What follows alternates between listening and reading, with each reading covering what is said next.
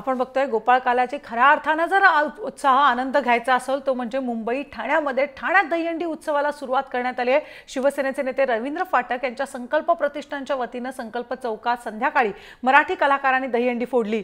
धनश्री काडगावकर हिनेही दहीहंडी फोडली आहे। यावेळी आमदार एकनाथ शिंदे सुद्धा उपस्थित होते। डेसिबलची मर्यादा असली तरी उत्सवासाठी मर्यादा पाळली जाणार नसल्याचं रवींद्र फाटक यांनी यावेळी स्पष्ट केलं।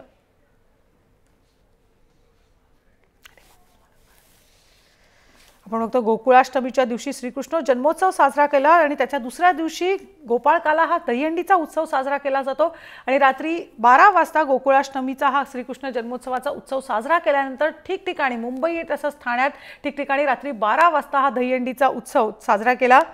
आपण बघतो श्रीकृष्णाला दही दूध लोणी ताक अतिशय प्रिय आणि त्याचीच आठवण म्हणून दूध दही लोणी ताक यांचं मिश्रण एका मातीच्या मडक्यात भरून ही दहीहंडी उंचावर मांडली जाते आणि सर्व बाल गोपाळांची सेना एकावर एक मानवनिर्मित मनोरे रचून ही दहीहंडी फोडण्याचा प्रयत्न करते।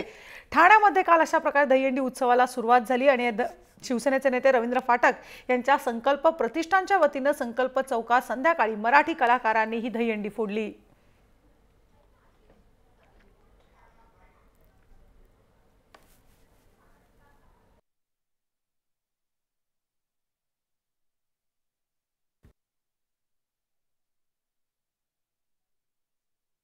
की मुंबईतले महाराष्ट्रातल्या कानाकोपऱ्यातले गोविंदा या ठिकाणी ठाण्यामध्ये येत आहेत आणि दहीहंडी फोडतायत, आनंद लुटतायत।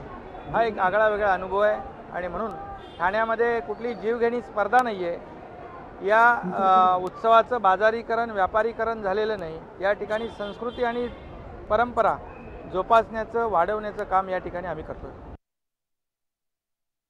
एक कलाकार म्हणून आता सुद्धा मला जर सांगण्यात आलं असतं की तुला 11वा थर चढायचा आहे तर कदाचित मी नसते चढले, कारण मला माहिती आहे स्वतःची सेफ्टी आपण स्वतः बघितली पाहिजे। जर आपल्याला जितकं शक्य आहे तेवढंच चढा, सेफली करा हे सगळं, कारण बऱ्याचदा म्हणजे दरवर्षी आपण न्यूज ऐकतो दहीहंडीमध्ये या मुलाला लागलं त्याला लागलं किंवा अपघात झाला हे झालं, तर असं होता कामा नये। प्रत्येकाने आपली आपली सेफ्टी सांभाळा आणि तसं एन्जॉय करा, एकत्र या, मजा करा आणि खूप मजा करा।